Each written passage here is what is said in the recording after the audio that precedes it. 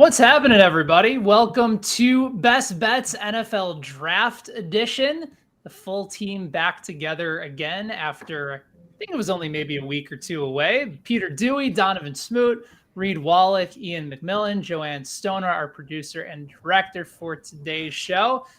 Fellas, we got a little bit of NFL draft action, and for anybody that's been paying attention over the last several days, especially leading up to the draft on Thursday, there has already been a ton of movement. So we will get to the moves that you need to be aware of. We'll also go over some of our favorite strategies when it comes to betting on the draft. The top 10 market is a fascinating one. We'll try and see if we can work our way and finagle the system a little bit and see if we have a good understanding and debate as to whether or not the top plays are actually the top plays.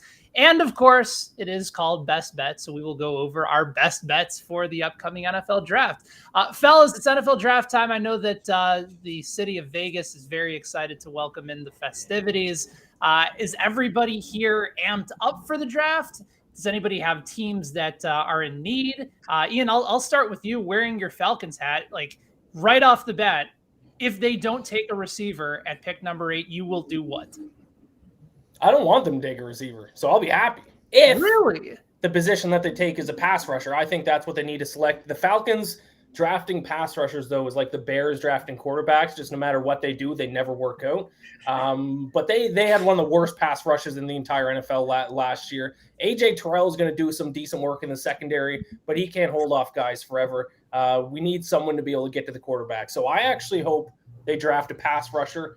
I'd be fine with a receiver. What I don't want them to do is take a receiver, which I'm terrified that they're going to draft or take a quarterback. Sorry. I'm terrified they're going to draft a quarterback with the 8th overall pick. If they do that, I will be upset. But I'm fine with a receiver, but I'm kind of hoping they take a pass rusher.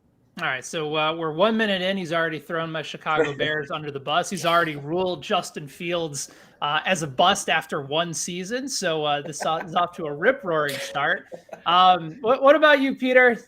Denver Broncos, are they going to be taking another offensive player to add to Russell Wilson? Where do you like them to go, at least early on? Listen, the Denver Broncos already won the draft because they got Russell Wilson for the number 9 pick, basically. So I am scot-free in the first round. I'm going to watch this first round with a smile on my face because I don't have to worry about anything. That's the best part.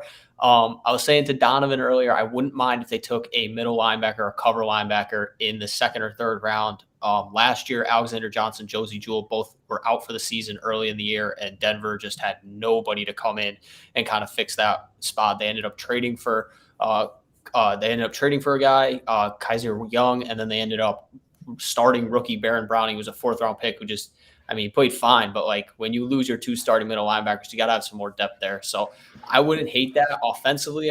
I wouldn't mind them taking an offensive lineman to protect Russell Wilson at some point in this draft. But honestly, I'm going into this with a smile on my face. The Broncos have a quarterback for the first time in like 5 years, so I'm excited. Speaking of quarterback, Donovan, your Philadelphia Eagles have 2 mid-round first picks at 15 and 18. They're not going to screw this up, right? Like, are they going to go and take another wide receiver here? What are they going to do? No, that's kind of the way to go, honestly. You have to take another wide receiver because I think – listen, they passed on every great young wide receiver possible to go get Jalen Reagor. And so that's going to haunt us for the next 10 years. And so, like, if Devonta Smith is there, you have to get somebody else. You just have to keep throwing darts at the wall, hoping that one of them is going to stick and, like, one of them is going to be great. I like Devonta Smith. I think he's going to be okay. You have to get somebody else, and you just have to. This is just volume shooting at this point with us, and especially because like if you have the picks in the first round to go do it, 100%. You just have to try. You just have to try because if they take the wrong wide receiver, right? So I won't be mad until 5 years down the line because we come out of this and we take like, if I don't know, like Drake London falls to us or whatever, and he's the bust out of everybody. Then I will be upset. That's the only way I'll be mad because that's multiple times, and you just got to stop. Multiple times, years in a row at the same position in the first round. By the way, Reed, you finally have an opportunity to see your team grab not only one first round pick because they passed it up and they gave Chicago Bears an opportunity to get Fields last year, but the New York Giants have 2 picks in the first 7, at 5 and at 7 with that Bears pick this year. You have any idea on where they might go? Obviously, Dave Gettleman no longer in charge, so this is already a win for Giants fans. Yeah, I think it's going to be really tough for the Giants to mess this draft up. I think it's teed up perfectly for them to come around. Famous last words. Okay. I think that, as I think this is a pretty, lackluster draft. I think that, every draft has depth and you could always find talented players, but I think that this draft is kind of capped at that 7 range. That's where you're losing those elite prospects. I think the Giants can easily come away. People are honking in agreement with me somewhere, but I think that the Giants it's going to be primed for them to come away with, an offensive tackle, whether it is Ike Ekwonu, I don't think he's going to be there, Evan Neal or Charles Cross, who the Giants are rumored to be, in favor of, and then go get a cornerback, whether it's Derek Stingley or Ahmad Gardner, Sauce Gardner. I think it's set up perfectly for the Giants to come away, or they could just trade down. I think this is it's going to be hard for the Giants not to be one of the winners of round 1 when they're picking inside the top 10 twice. Yeah. That part I think we can agree with. Like, as far as talent-wise spread across the board, like they're not going to go quarterback, likely at least in this draft. It would be very surprising if that's the direction that they go. And like you said, this is a very good depth draft. So if they want to address multiple needs, if there's a guy that's right up at the top at 5 that the Giants want to move back for, there's certainly an opportunity in place. It's a fascinating draft. Ian already brought up the Chicago Bears. They're not picking in the first round. We don't need to really address them because they're the Bears and they're going to be atrocious. And so I think we can kick things off in a different direction. So let's talk about like actually betting on the draft, because there's a wide variety of ways that we can approach this. There's some that like to attack some of the odds the moment that they come out, weeks before the combine. Reed, you're raising your hand. You're one of those guys that says, go ahead, bet them on the earlier side as opposed to the later side when maybe we're actually getting more information in. You feel like the odds might be a little bit softer? Yeah, I'm betting like NFL, NBA drafts. It's like one of my favorite hobbies. I absolutely adore it. I must have like close to like 20 or 30 bets in for the draft. They're growing each day. I love betting the draft. And I mean, I bet my first one like right around the combine. This year's a little bit more difficult than most because there's less certainty at the top, but it's like a reading comprehension test more than anything. I love betting draft. It's like my favorite thing. So why go on the earlier side? Is it just because you feel like you have the better odds to be able to play with, or what? The argument to that is that there's just going to be more information that comes out, and even though the odds may not necessarily be as favorable, you're getting better information later. Why jump in early? Well, it's like if you get in early and you know who to read and who these people are plugged in with, you could kind of suss out the information and make valid bets. I mean, like if Sauce Gardner's probably going in the top 5 and he's sitting at 7.5 for a month, like he's probably like, you anticipate these line moves and you're going to beat the number and, you can middle out, you could get out of your bets for free later on. It's kind of like reading, it's like almost like playing in the stock market. You're buying stock and selling stock as it goes up and down. I mean, like Kyle Hamilton's over under is 12.5. I have over 6.5. If you get in early, you give yourself the opportunity. But like at the same time, there's both of them where you could get in early at a really good price because someone's sliding. But at the same time, like Kayvon Thibodeau, I bet him over 4.5 today because it just seems like the board is probably going to shake out like Trayvon Walker, Aiden Hutchinson, a cornerback, and then Ike Ekwonu. Or Jermaine Johnson, I should say. So it seems like Thibodeau. So like you could chase these reports and steam, but you need to know who to read and stuff. So getting in early and putting your foot in the ground, it gives yourself a lot of options. But like everyone does their own thing. I just love it, and I love reading these types of reports and making bets off of them. As someone who does not watch as much college football as Reed does, I think like the big thing for me is like I need at least a couple mocks out before I even think about betting anything, because like I'll be like, oh, this guy was really good, and then you see a mock like the back end of the first round, you're like, oh, what's going on? So that for me is I think really important. Is like if you don't have, if you're not plugged in as much, you have to do your research because there's a million mock drafts out there. And like Reed said, like you can find eventually a spot where you're like, okay, this guy is always after this number and this is what he's being projected at the books. But the thing for me that I think is the most interesting, I want to bet a couple of the quarterbacks is like what player is going to go to what team. I think is very interesting because I think there's like certain needs, especially at the quarterback position. There's like 4 teams that are going to draft a quarterback. So if you can get a favorable price for Kenny Pickett or Malik Willis at, either the Panthers, the Steelers, or the Seahawks, I think there's some betting value there. And I know, Ben, you posted a tweet today about that with Kenny Pickett, about where he's going to go. So I think that's also an interesting spot where you can kind of take advantage where there's 30 teams listed on these props, but realistically only 4 teams are going to take this player. So it kind of narrows your choices down. Yeah, for myself, I mean, I'm not going to lie.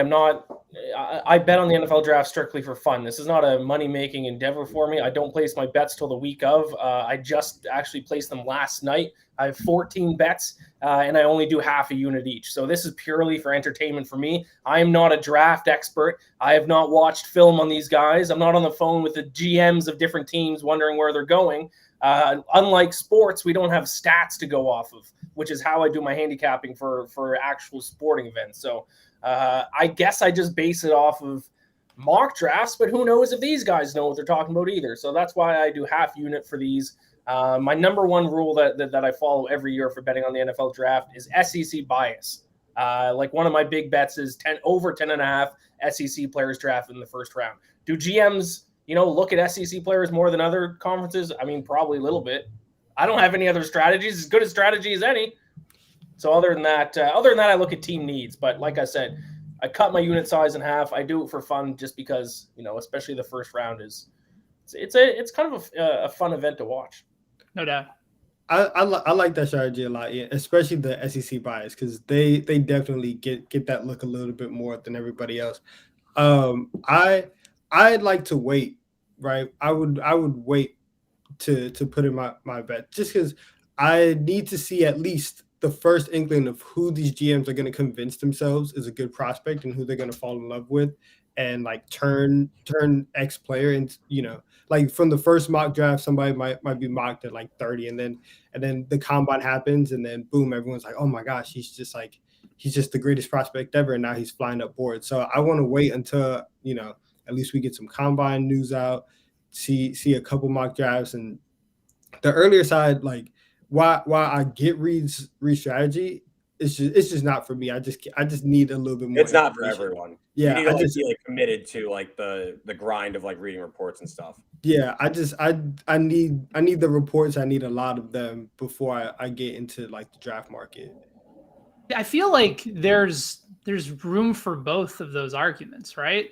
Take Reed's example. Like, let's say you were fully convinced that Walker was going number 1 in the early beginning, and you just thought, okay, there's value on a guy with that type of talent. It's not necessarily a guarantee and a shoe-in that Hutchinson goes number 1.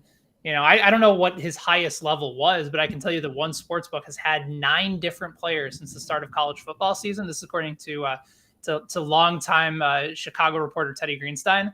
That one sportsbook had 9 different players on the board at number 1, with Walker being the final one to move into that position. Spencer Rattler, at one point, guys, was the projected number 1 overall pick in the NFL draft. Like, to that point, things can change drastically, and I almost think that makes the argument for both sides. You can get softer odds, certainly, if you jump on in earlier, if you feel like you have conviction on a play, but without letting the season or some of these injuries play out, or getting some information, like a lot of this can change as well. So I think Reed's strategy is definitely the one where you can probably make the most money, but you also have to live with the fact that you are taking some more inherent chances along the way as well, which can make the draft betting process, I think, a little bit more fun. Don't you think? Oh yeah, absolutely. I mean, there's like some of the bets, like I've already had to like buy out of them, like eat loss, like, it is like what it is, but like, I love like this, like the trying to figure out, again, I said it's like a reading comprehension test. So like, I love it. Like I get really into it. So I love the draft, and I love kind of seeing how it plays out. Yeah. And I think the other thing to watch out for is that the movement up tends to be very real, especially like within the last few weeks. Like the Walker move was a substantial one. The move for Thibodeau up inside to the top 5, definitely something worth considering as well. He was kind of hovering between that 5 to 10 spot for the last several weeks, up until the last week or two. So pay attention. Yeah, so exactly. Thibodeau might be on the way back down now. His draft stock is going up and down every day, it seems like. Yeah. Even somebody like Jermaine Johnson right now, if you wanted to just take a gamble and think that maybe Hutchinson falls, that's another player that had been some reported rumor and interest in Detroit. I think at several sportsbooks, he's 50-1 to go to the Lions at number 2. So maybe it's not necessarily where they go, but positioning as well to try and determine what the next steps would be. Let's talk about some of the quarterbacks in this draft. I think what makes this draft interesting and also a bit head scratching is that we're not seeing the necessary, we're not seeing the usual hype up for the quarterback position like we saw last year and almost in every other year of the draft. Like, this is at the spot where there's a lot of unknown. And I think all 5 of the quarterbacks drafted in the first round last year would probably be the consensus top quarterback taken off the board this year, ahead of Malik Willis, ahead of Kenny Pickett, ahead of Desmond Ridder. Where are we going as far as the top quarterbacks go? Like, is there value there? Are we looking at Pickett versus Willis and determining that Willis is for sure the guy? Like, if you had to have any sort of prediction on sort of what this quarterback market looks like, I'll throw it to any of you to kick things off. Where do you see this going, at least for the first round? This is like for sure Malik Willis's, first quarterback taken to lose. I think he's going to be the first one off the board. And then I think the most interesting thing is, who do you think is going to be the second one? Do you think it's going to be Pickett? Do you think it's going to be Ridder? Does somebody come out of nowhere and take Corral or Howell as the second one? I think finding out who's gonna be the one after that, that's where you find the value, because Willis is the most talented quarterback in the draft. And so, like you said, nobody's fawning over all of them. And so seeing which GM kind of presses the panic button and makes a move to go up and get the second one, that's the spot to find the value. The thing I'm intrigued about, and I talked about a little bit, how there's only a few teams, like if we really think about it, like the Panthers, the Seahawks, the Steelers apparently, and like maybe the Lions are really, like, I think 100% probably going to take a quarterback at some point in this draft. I don't even know about the Lions, to be honest with you, if they're just going to run it with Jared Goff again. So it's a scary proposition to think about. But if Malik Willis isn't going to go to Carolina at 6 and Carolina trades back, I can see the Steelers. But the thing I wanted to throw this to Reed, because I know he's talked about like how Carolina might trade back out of the spot. I'm just intrigued as who is going to trade up into 6 to, like, who is going to be the guy that's going to be there at 6 somebody's going to be like, I have to move all the way up to 6 to get this guy. That's where, like, I've been trying to, like, rack my brain and, like, why wouldn't Malik Willis go to the Panthers? Because he's favored at WinBet to go to the Steelers. And I'm like, even if the Panthers move back, they might only move back like 3 or 4 spots. And then if they do that, like, do they take Kenny Pickett over Malik Willis, who, from what we've seen throughout this entire draft process, clearly seems to have the highest ceiling? So I think if Carolina trades back, I'm intrigued to see how far back they go, because if they trade in front of the Steelers, I think they take Malik Willis, and I think there's some value on that. I believe he's plus 300 to go to Carolina. Yes. So that is like the one thing. Like, I know there's the trade possibility. I don't see how it opens up unless somebody's in love with someone at 6 and is like, I got to get up. Yeah, I think all these quarterbacks stink, to be honest. Like, I think they're all, like, pretty bad. Like, I maybe Corral, maybe Carson Strong from Nevada. Like, those are the 2 guys I kind of like. I think they're all terrible. So, like, I don't really see what any of these teams are doing going in the first round with any of these guys. But what? Hold on. Let me hold you to that. They're obviously not at the hype level of the guys from the last handful of years at the top, but they're still going to go in the first round. NFL executives have to see something. What are you not because seeing? Like, teams talk themselves into quarterbacks all the time. That's why quarterbacks get overdrafted all the time, because they need a quarterback. Like, I don't think any of them are good. But again, I'm not a talent evaluator, so what do I know? I've watched all these guys in college, and I'm not impressed whatsoever with any of them. I think they're all like that's nuts to me. I like Carson Strong because I think I bet on Nevada a lot, and I love them. And I think Matt Corral is kind of a gamer. That's kind of it, though. I think the rest of them are no good. But anyway, from a betting perspective, though, I said like a month ago, I thought it was ludicrous that Malik Willis was minus 400 to be the first quarterback taken. I thought it was because I didn't buy he's going 2 to the Lions and that's kind of gone.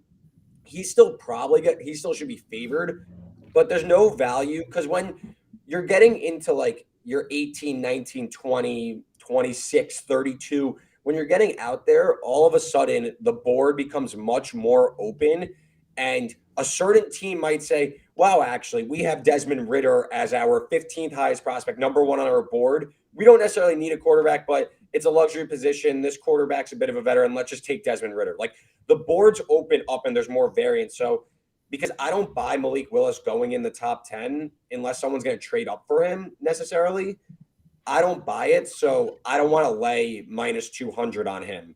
Like I have Pickett. I kind of wrote it off as a loss already. I think maybe Carolina trades back with someone who wants a receiver, or maybe Evan Neal starts falling and they want an offensive lineman. Thibodeau starts falling and they want a premier pass rusher. But to me, 6, 7, 9, those are your trade down possibilities. The Panthers, they don't have another pick in the first two. They don't have another pick in the first 2 days. So I think it's in their best interest to trade back. And if they want Pickett, who they've been tied to a lot, maybe trade with like the Saints or the Eagles. Trade down a little bit. They could go get whoever they want. Panthers pick up like a second or third rounder, and they could go take Pickett at like 15 and make me some money. That's kind of how I assess the quarterbacks. That's fair. I mentioned earlier how sorry, what'd you say? No, it might be a little selfish, but I hope the Panthers trade down because I think that makes it more likely they take Pickett, which would get me out of what's probably a losing bet. I mentioned earlier how I'm afraid that the Falcons are going to take a quarterback at 8, and if they do, I think it's going to be Malik Willis. He's an Atlanta guy. I'll tell you, the Atlanta fan base wants them to draft Malik Willis. If they listen to the fans, he might go 8th overall to the Falcons. I don't want that because I'm of the opinion that you should get a quarterback of the future last and build the rest of the team first, especially with a guy who's coming from a small school. You're going to feed him to the wolves with no offensive line, one of the worst offensive lines in football, no receivers. That's going to be a disaster. So I hope they don't take a quarterback, but if they do, Malik Willis, I think he used to be I think he went to high school with A.J. Terrell. He's an Atlanta guy. Could be him at 8. I'm fascinated by it because I do think with somebody like Willis, there are NFL level traits that I think will eventually work itself out.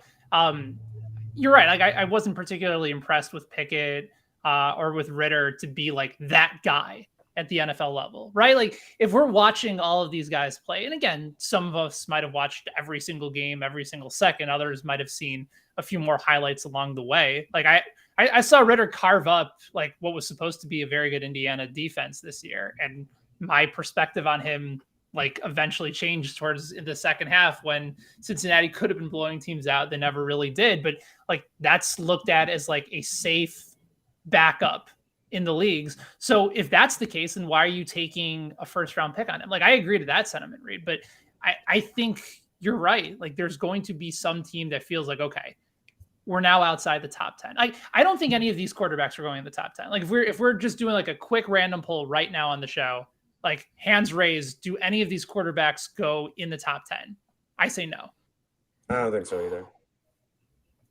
Not at all. It wouldn't surprise me. I wouldn't be like because a team like talks themselves into this stuff every year. It's the same thing. I get that. I would still be shocked though. I would be shocked if somebody traded it into the top 10 to get it.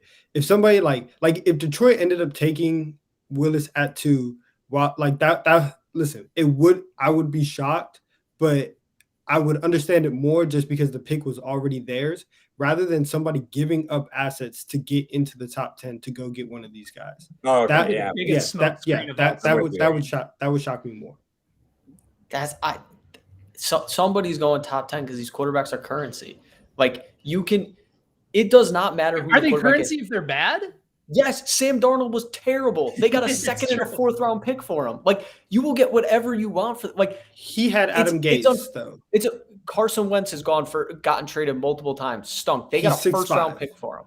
Like you can get high draft picks for these guys. Like if you need a quarterback, if you're Seattle or if you're Carolina, like why not take a shot if he doesn't work out in the first year? Like, Whoa, I don't know about maybe- that. You can't miss these top 10 picks. I mean, you can't just keep like living in the top 10. You got to make some moves to improve. So Yeah. also, like teams Jimmy have Z and been Baker, living in they're the going to top get 10 for a traded while, eventually. A Jimmy miss. Z and Baker are going to be traded. So like, if the quarterback's not there, why force it? Like, especially top 10. Like, I think The Evan Cardinals needs did it a few years ago with Josh Rosen. They gave Yeah. him 1 year and then booted him and then drafted Kyler Murray.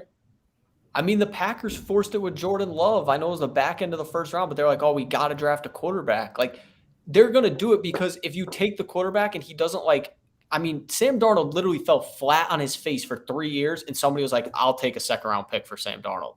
Like, if you go 1 year and they struggle in a bad system on a bad team, somebody might be like, we liked Malik Willis, but we were picking 25. Like, we'll trade you, a third-round pick for him. It's like, okay, whatever. Like, you cut your losses. Or you just take a good offensive lineman or edge rusher and you just start building a better team. I mean, that's the logical way to do it. I know what you're saying, but there's also the other side of the coin where you could just maybe take the better prospect that could help you build a better team. I agree with you, but you said it yourself, these teams talk themselves into quarterbacks all the time. So the logical move is to do what you and Ian said, build your team first, get the quarterback last. Nobody does that though. That's the problem. Right? You think they learned by now. So it's that's why I'm if nobody's going to do that, somebody will take a quarterback. They'll be we'll take this guy and he's going to be the guy, and they'll stink because they don't have a team around them. On top of that though, you can talk yourself into a Sam Darnold and you can especially talk yourself into a Carson Wentz because they're actually talented. None of these guys are stop. No. Listen, I'm not going to talk about Carson Wentz being giving a lot of disrespect to Sam Darnold here. I'm not going to talk about Wentz being a good quarterback, but he's 6'5", he does have a good arm and he can move around a little bit. And then Darnold was the third pick in the draft. He has that time. Behind To Donovan's point, when Darnold was taken, there was very little I can't believe the Jets are taking this guy. Right? It was from a scouting perspective, from a media perspective, there were there were some reports that Darnold should have gone number 1. Yeah, those people were wrong. But he was, of course, the Darnold issue he had in college is still his biggest issue now. He can't stop turning the ball over. He turned the ball over so much in USC, and everybody just overlooked it because Andrew Luck turned the ball over a lot too. You just can't do that with quarterbacks. I agree with you guys. Josh Allen turned the ball over a ton, and he played at Wyoming. I think it is a fixable trade. I agree with you with the Darnold concept of, when he went 3, it wasn't a big deal. But he went at 3 and had 3 years of being horrible. I know Adam Gase was there, but he was horrible, and they still got a second-round pick for him. So, Adam Gase can't nullify everything when he stunk in Carolina last year, too. Yeah, exactly. I'm saying pre-Carolina, you are able to excuse everything. Anybody who has played for the Jets for the last 3 years, or everybody who played for the Jets in whatever Adam Gase era, you could have been as bad as possible. And it does not matter because they look at you and they say, oh, you had Adam Gase as your coach, at least on the offensive end. Sam Darnold could have thrown 30 interceptions and somebody would have traded for it because Adam Gase was the coordinator. And that's what it does. That's what happened. I think that's an NFL fan opinion. I don't think that's an NFL front office opinion. What do you mean? We've seen NFL front office actually did it. What do you mean it's a fan NFL opinion? front offices are the biggest groups of morons in the world. I'm surprised Adam Gase doesn't have another head coaching job by now. He was that bad. That's why I'm telling you. He was that bad that he literally ruined his career, and people saw Sam Darnold and was like, "You deserve a second chance," because he was. I agree with you. I'm bad. just saying I think front offices probably like Adam Gase. No, they don't. They don't, or else he would have had a job by now. But he's, huh? I'm surprised he doesn't. And that's he stunk in Miami too, and the Jets gave him a job for 3 years. He was not as bad as what he was in New York. I'd tell you that. And Sam Darnold was able to get another check off of it. So good for him. Listen, Adam Gase has offensive coordinator for Peyton Manning on his resume. That'll give you a few chances that you probably haven't earned in the NFL. Brought Peyton Manning some water during practice a few times, and he got. But he was there. 7 years of being a head coach. It's about the opportunity. and he found himself into the golden goose of opportunities that one Adam Gase. By the way, Peter, you brought up Jordan Love. Do we need to bring back the conversation of that might be the quarterback that we end up talking about after day one? Like, he could still get moved in Green Bay. Jordan Love? Jordan Love. See, you're saying Jordan Love has shown no more than Sam Darnold did. Like Jordan Love's had even less of a sample size too. I would tell you what. I would tell you. We have no idea if Jordan Love's good or not. Exactly. We do. And here's the reason why. Aaron Rodgers was not at camp, and you think that a team who doesn't have Aaron Rodgers and just made themselves look silly by reaching on Jordan Love would try and force some type of narrative that like this guy's doing all right. Tell me last year, tell me what report you saw of, oh man, Jordan Love, he's slinging it. Jordan Love, like, wow, the guys are actually, they love playing with him. They couldn't even lie on his name in training camp. He's trash. It's over. Sam Darnold had 3 straight years of being trash in live football games. You're like, oh, he's still pretty talented. And Jordan Love plays like 1 game against one of the best teams in the NFL. On the road. You're not hearing rumors that he's good. They can both be trash. Those two things are not mutually exclusive. And I'm saying that for Darnold gets it because he had Gase as an excuse and because he was the 3rd overall pick. If Love was taken in the top 10, he would maybe get that opportunity again. But all I'm saying is that they're both trash. And for Love not to, we heard no buzz about Jordan Love even being any type of good. They weren't excited. They weren't fake excited about a first round draft pick. Tell me the last time a team couldn't fake be excited about their first round. I wouldn't be excited either if the reigning MVP wasn't going to play for us when he was under contract. So I get why they weren't excited about him. Like that was not their plan. Is on one right now. That was stop it. That was you have to no, but that's the thing. They were going towards a breakup with Aaron Rodgers, and they weren't even like posting themselves on Instagram saying like, oh, like, listen, I'm gonna be okay. They weren't even doing that, right? Because they couldn't. It was too much of a lie to say Jordan Love is doing good in camp. And so they just had to stay silent and take the L because he's not good. I think they found themselves in a very tough predicament where they knew that they either had to let Rodgers run the asylum or go into a full on rebuild in the process. As far as this goes, we talked about the quarterback spot. Are there any other position groups, like when we're looking at WinBet? Obviously, there's some intriguing names for the first wide receiver to go off the board. Garrett Wilson still leading the charge there. I know there's some intriguing corners in this draft as well. But from a positional standpoint, is there any surprises that we think we may find in this first round when it comes to betting options? Maybe some underdogs on the board that could jump over the favorite with regards to either wide receiver or cornerback or another spot here in the draft? I think wide receiver is the position. I think that there's just a lot of variance there, and if somebody wants to jump up into the top 10 to take that first wide receiver and kind of start the domino, that's going to be the place where you do it, because there's abundance of wide receivers. We're probably going to see like 7 or 8 receivers get taken off the board, and so trying to figure out who likes who the best and who's going to take that chance. You have enough to where there's not a clear number 1 receiver in this draft. They're all good and they're all talented, but there's not a clear one. So that's the place where you could probably slip in and find a number that you like for the player that you like.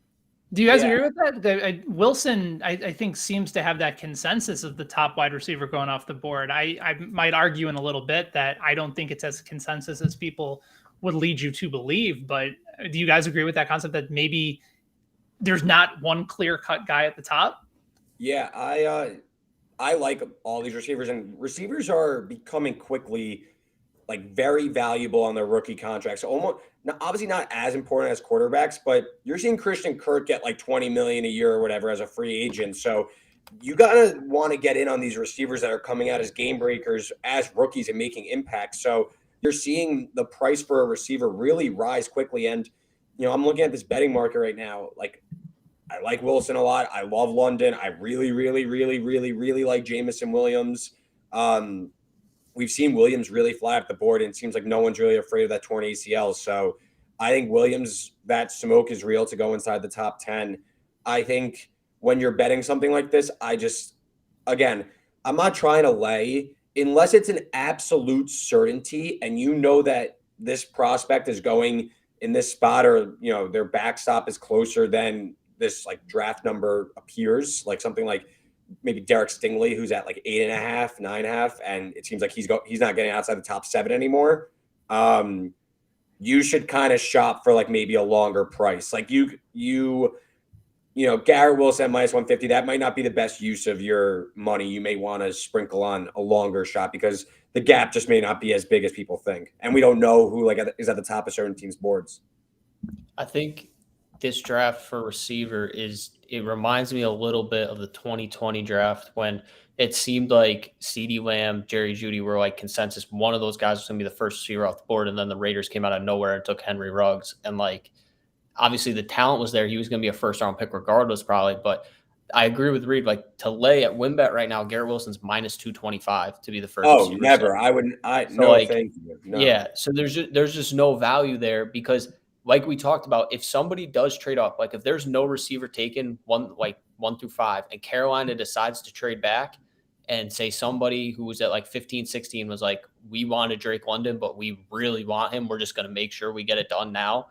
Like that's where like the value is of somebody moving up. I believe that's what the Raiders did in that draft too. They moved up for Ruggs, if I'm not mistaken. So like I think in this spot, like you have to find somebody that you're confident is going to go up there. Like if it's Drake London, if it's Jamison Williams, those are the two guys I would probably assume would be the guys who would go first if it wasn't Garrett Wilson. But there's just no value at -225 to take him to go first because it really could be a toss-up. It depends on who's the first person to take a receiver and what they're looking for.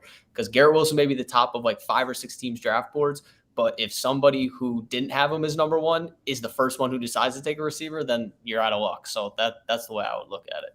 Yeah, Go ahead, Reed. No, I think if someone's going to move up for a receiver, which I don't think would be like the craziest thing in the world just based on how the board might shake out, I think Atlanta taking a receiver might be a little overblown. Like there's nothing confirmed that Atlanta's taking a receiver. People are kind of just saying Atlanta is going to take a receiver. It's not like Atlanta really likes Garrett Wilson. It's like, well, Calvin Ridley got suspended. So you kind of need to like read between the lines on some of these reports and say like, well, is the team saying this or is this NFL Network guy saying it or, personality saying it? So I think you need to like read between the lines, but if someone's going to move up for a receiver, it does feel like it'd be for Williams because his stock is on a rocket ship here. And it seems like no one's afraid of the knee injury. And, he was going to be the first receiver off the board if he never hurt his knee. So it seems like he went from a mid-first rounder to an inside the top 10. And maybe someone like the Eagles or Saints, they want to get into the, top 10 to make sure they lock down Williams. They're cool with him sitting out the first few weeks of this year. So I think, clearly I've just endorsed Jamison Williams a lot, but the price you're kind of, I think, Wilson at this number is just a little too crazy given we don't know for sure that Wilson's the top. People just kind of like link him there.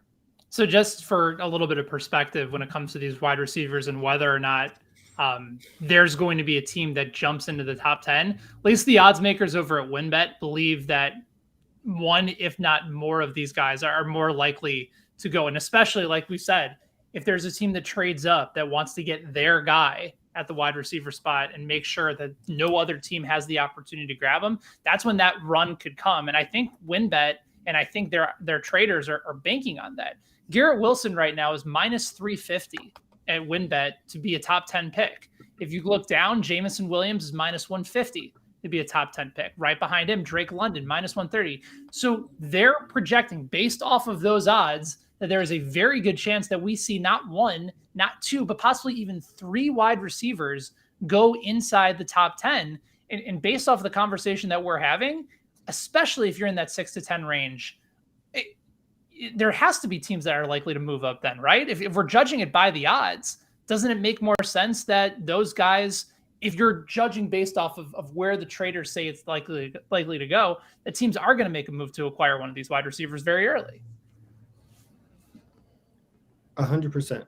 100%. That the back half, because I feel like the front half, the top five, right? And Reed had said it earlier. We kind of know where that's going to shake out, at least the first 3 picks.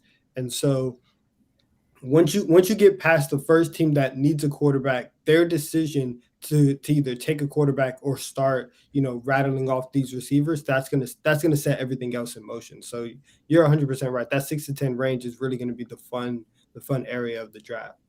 Yeah, and I think it also makes for, and I know that this is a bet that I think you have, Ian, a little bit later on, but the number of wide receivers to go in the first round can largely be dictated by what happens in the top 10. If all 3 of these wide receivers end up being pushed down, then you're looking at almost a clear underplay. But if these wide receivers start to go fast, then you're looking at a situation where you could see as upwards of maybe 7 wide receivers go. I don't think you're going to see much more than that, because there is sort of a nice tier breakdown between the top guys in Wilson and Williams and London before guys like Treylon Burks and Chris Olave, and the conversations around Jahan Dotson and George Pickens, so on and so forth. But I think the wide receiver position, when we're watching out for where a lot of these props can line up over the course of the draft, that's going to be a fascinating one, is where these guys end up going if they make it through the top 10. And again, there's plenty of these different betting options that you can find over at WynnBET for now. By the way, speaking of the NFL draft, just a quick shout out, both myself and Peter Dewey on the daily bet slip today at 5 o'clock Eastern. We're going to be going through some NFL draft betting discussions with fan-sided NFL insider Matt Verderam. He's going to join the show at 5:25 East Coast time today. If you're watching right here, you'll be able to find the show at the very same spot right here on YouTube. If you haven't subscribed, make sure you guys go ahead and check that out as well. Go ahead and give it a thumbs up button and hit the subscribe button so you make sure that you get his insight for the daily bet slip coming up today as well. All right. I want to continue this conversation on the draft and start to sort of look top 10 specific, right? I think we kind of still, let me ask you this first. Is there anybody amongst the 5 of us that is not convinced that it's going to be Walker number 1 to Jacksonville and Hutchinson number 2 to Detroit? Like, are we projecting those 2 in those spots, or do we predict any sort of chaos outside of the top 2? I could tell you what, I think the pivot could be, but I don't think it's likely. But there's everybody here is fairly convinced that at this point, the day before the draft, Trayvon Walker going number 1 to Jacksonville, Aiden Hutchinson going number 2 to Detroit. Everyone's in agreement there? No, I am not. Okay. Every single person I hear who's a draft insider says this is going to be one of the most unpredictable drafts in the past 20 years. I don't see why there is a situation that the most unpredictable draft in the past 20 years is going to have an extremely predictable top 2 picks. I think Icky goes first overall. Yes. Do that. Yeah. Call it in. Call that in. Call it in. After the Cam Robinson extension, I don't know if Jacksonville goes that direction. Irrelevant. They've been talking about that for months anyway. Doug Peterson's going to get his way. Yeah, that's the pivot. Do it. What are the odds for him, man? Go with the safe choice. Get an offensive lineman. You went crazy last year, the whole Urban Meyer thing. You drafted Etienne in the first round. Let's just get an offensive lineman and ensure this offense. I completely agree. No bias whatsoever. Completely agree. No financial. What odds do you have on this happening, Reed? I'm assuming you have a nice bet on this. 15-1, Icky number 1. So I again, this is why I got him at 5-1 last night. Yeah, I also have Trayvon Walker going 1. Also, I took over the weekend. So you know what I mean? It's big payday or even. So I hope it's Icky. Again, it seems like it's all going to be Trayvon Walker, but I will say it doesn't look like it's going to be Hutchinson at all.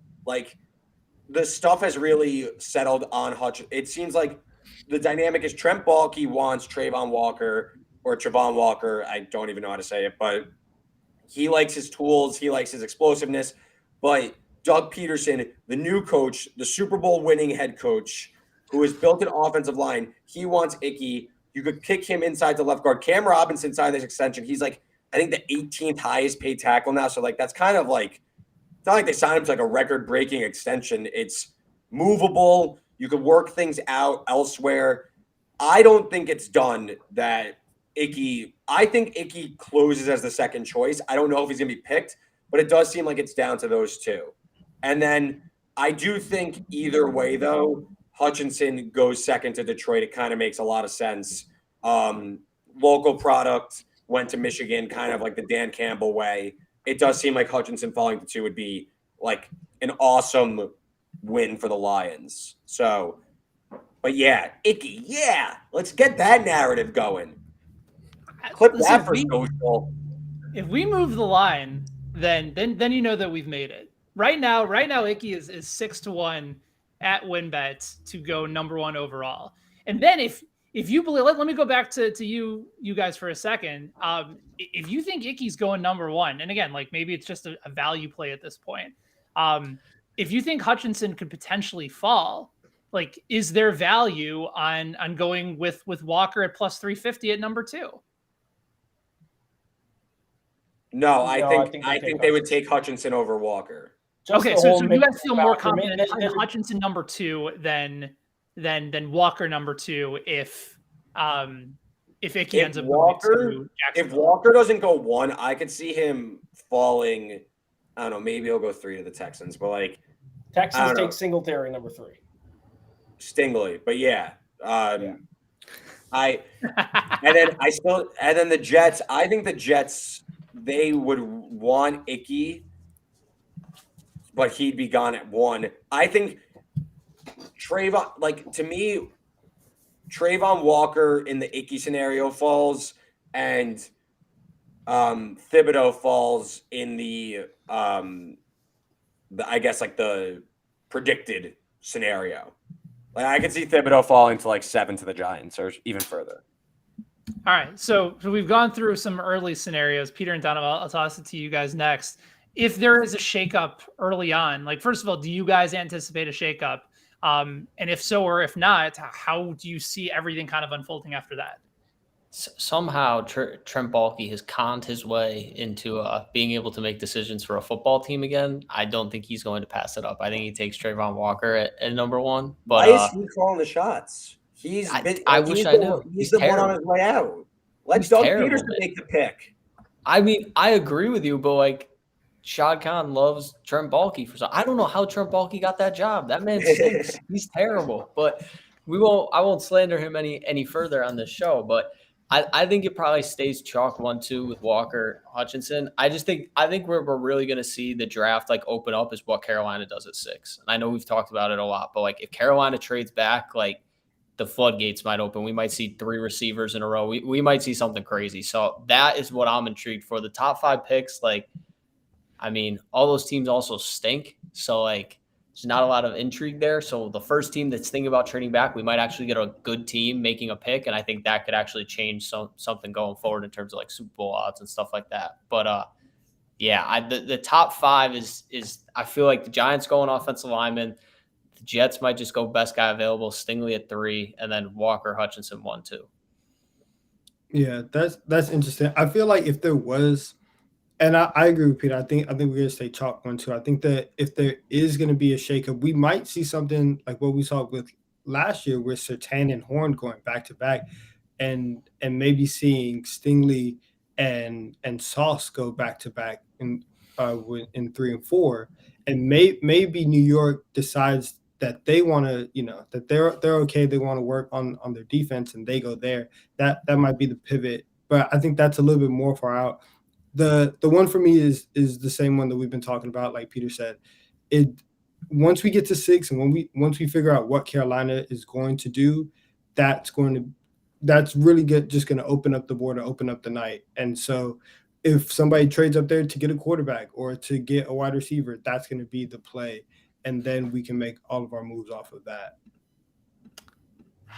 There's still a part of me that feels like the Walker movement is a bit of a smokescreen from Jacksonville. Not for Icky, though. Like, I think there's been too much conversation consistently around Hutchinson at number 1. And I just feel like there's too many plugged in people, and maybe I'm buying into the media hype here, but like if I had to make some sort of a prediction right now, like I kind of feel like there is some value now on Hutchinson at plus odds. Like I don't know if I necessarily buy Walker moving up this far, this fast, this quick.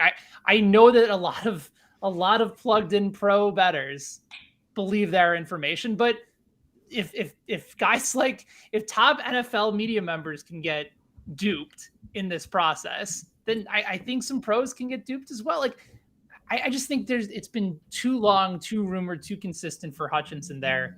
Like that, I think I would be willing to put a small wager to try and double my bet at 2-1. But I could be again, like I'm sort of approaching it from it just feels like there's way too much on one side. I kind of feel like that's pushing me back in the original direction.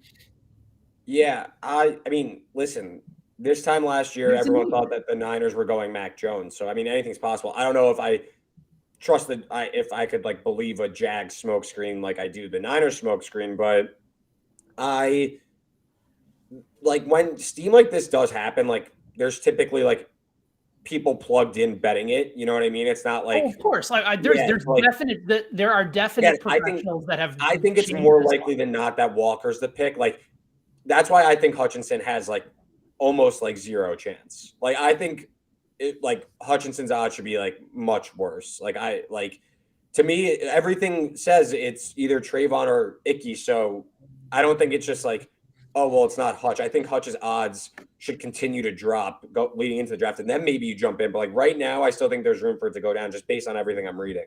So again, I think if there's like a surprise, it's that they're going to shore up the offensive line and they're going to try and build around Trevor Lawrence, which I think, in my esteemed opinion, they should do. They should draft Ike Ekwonu. It would be a very smart idea. Prudent decision-making.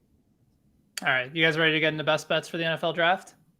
Let's do it. Let's go. Let's go around the horn. We will go Peter, Donovan, Reed, Ian, and then myself to close this out. Everybody went through all the different NFL draft odds and props over at WinBet. We feel very confident in a lot of these different picks. I mean, you guys got right now. We got Icky at plus 600 to go number one overall. I don't know if we're going to give you anything more spicy than that, but there are a different set of props on the board here that I'm very invested in. So go ahead, Peter, kick things off. Who do you like as your best bet for the NFL draft this year? Yeah, I'm taking Kyle Hamilton under 12.5. It's minus 120 at WinBet. And I think like this number's like Reed said, he had him at over 6.5. I believe like this number has gone kind of wild. Kyle Hamilton was like mocked originally to the Jets at 4.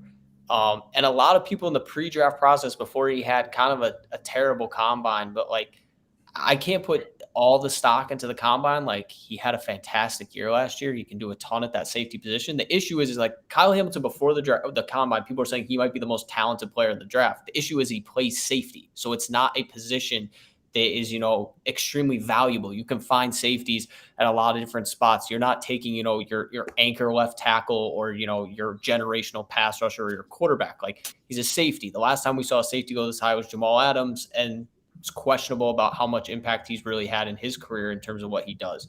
But at the same time, I do not think he falls all the way to 13. I think right now, the last mock I saw, he's at 11 to Washington.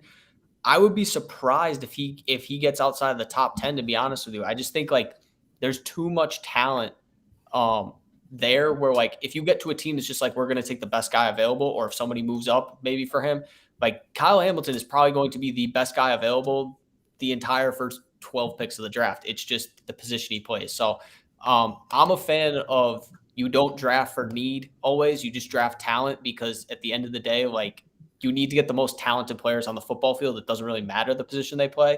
So I'd be shocked if Kyle Hamilton fell past this point. It's not too bad of a price. Minus 120s. You're not laying too much there.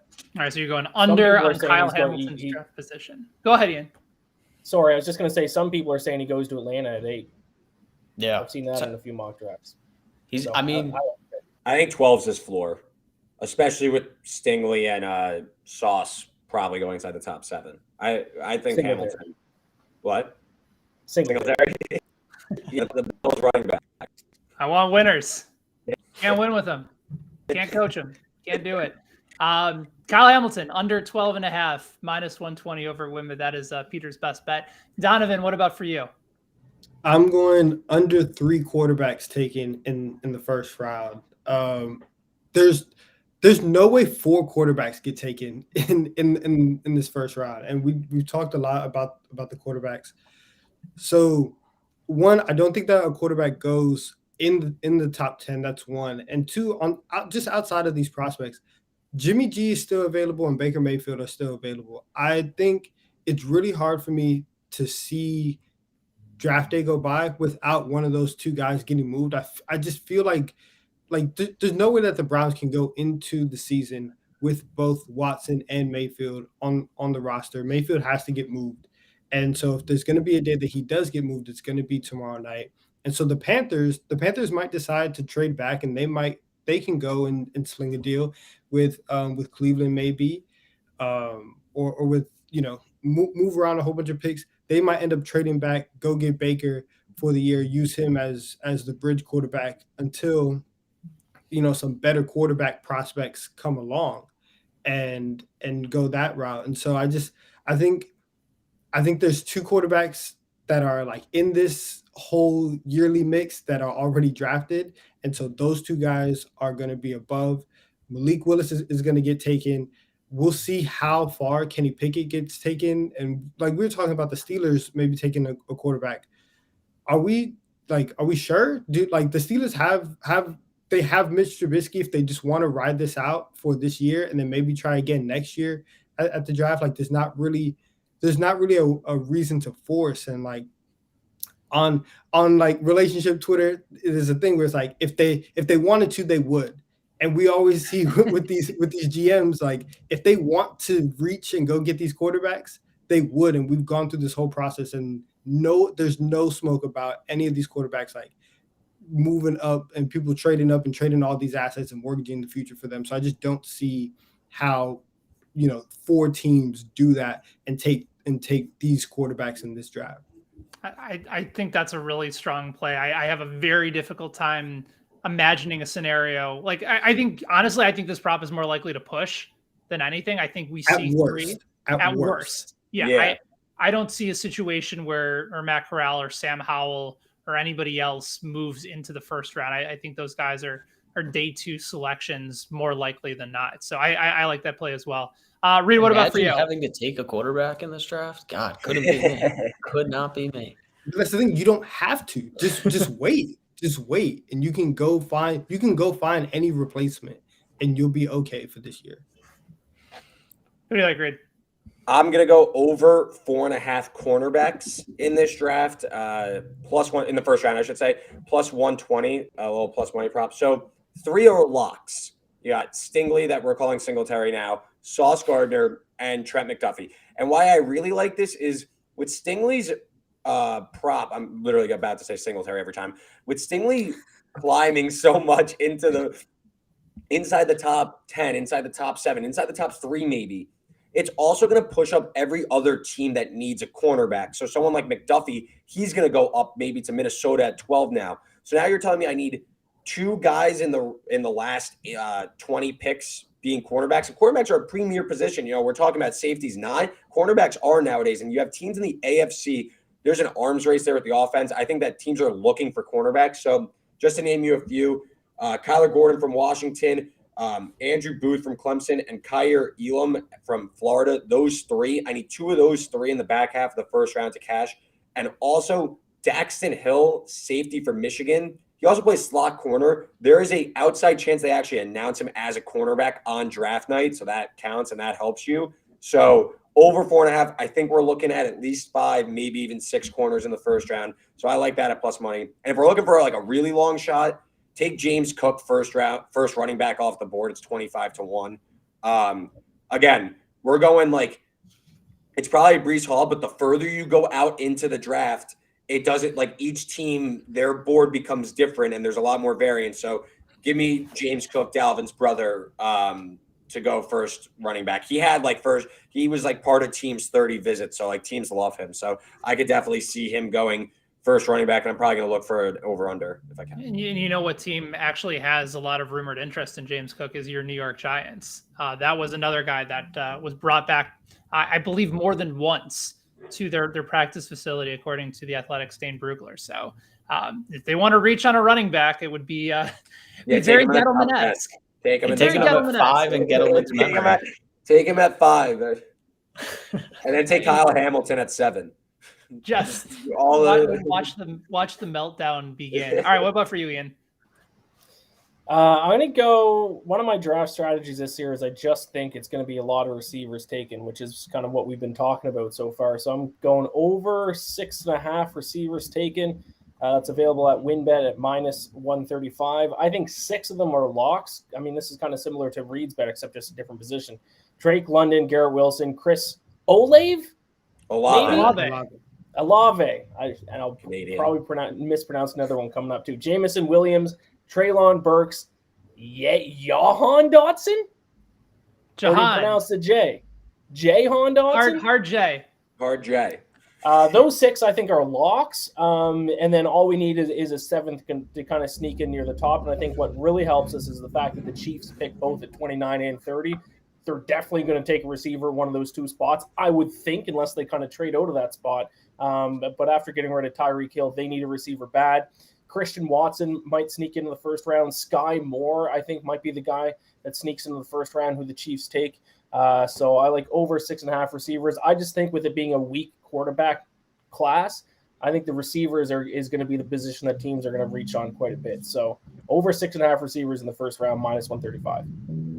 All right, for mine, I'm going with another plus value play. I like Jamison Williams to be the first wide receiver selected. I know that Garrett Wilson has the odds, and he's probably, you could make an argument that it's a bit of a safer play just because of the type of route runner that he is and the system and fit at Ohio State. But like torn ACL injuries are not the scare away tactic that they used to be.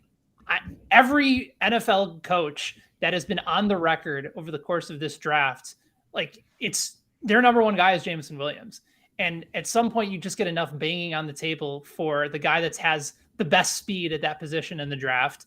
The guy that has the most amount of separation. Tyreek Hill just became the number 1 paid wide receiver in the NFL at age 28 going to Miami. Like more and more traits that these front offices are craving is speed, because it's not necessarily just about deep threat anymore. It's finding space to get the ball, and more so West Coast offenses where you just create separation and let them go. And that's the type of play that Williams can make about as well as anybody in this draft. Again, I think it'll be dependent on whether or not teams want to try and move outside of the 6 through 10 spots. But if they do, like just kind of how Ruggs was the guy a couple of years ago that the Raiders wanted to go ahead and take before anybody else, I think Williams could be that guy. And I just don't think teams are deterred from the torn ACL injury. I think he's going to be an absolute bona fide stud in this league. And there's enough coaches and enough smoke around him that there's nobody scared about him anymore. And especially wide receiver traits, teams go up and they get their guy. And I feel like Williams is going to be the guy on Thursday night in the NFL draft. And there you guys have it. Those are our best bets for the NFL draft. Another reminder, it'll be myself and our guy, Peter Dewey, back on for the daily bet slip today at 5 o'clock. You can tune into that show every Monday through Friday right here at BetSided on Twitter, as well as on YouTube to check out that show as we go through our favorite bets of the night. Again, a reminder that Matt Verderam, Fansided's NFL Insider, will join us to talk some drafts as well. Also, Bet and Breakfast every weekend at 11 a.m. Eastern as well, right here. So every day of the week, there is betting content for you that we always enjoy the back and forth conversations with you guys along the way as well. So for Peter, Donovan, Reed, and Ian, I'm Ben. Thanks to Joanne, our producer and director, for continuing to steer the ship. We will talk to you guys very, very soon. Enjoy the draft, everybody. So long.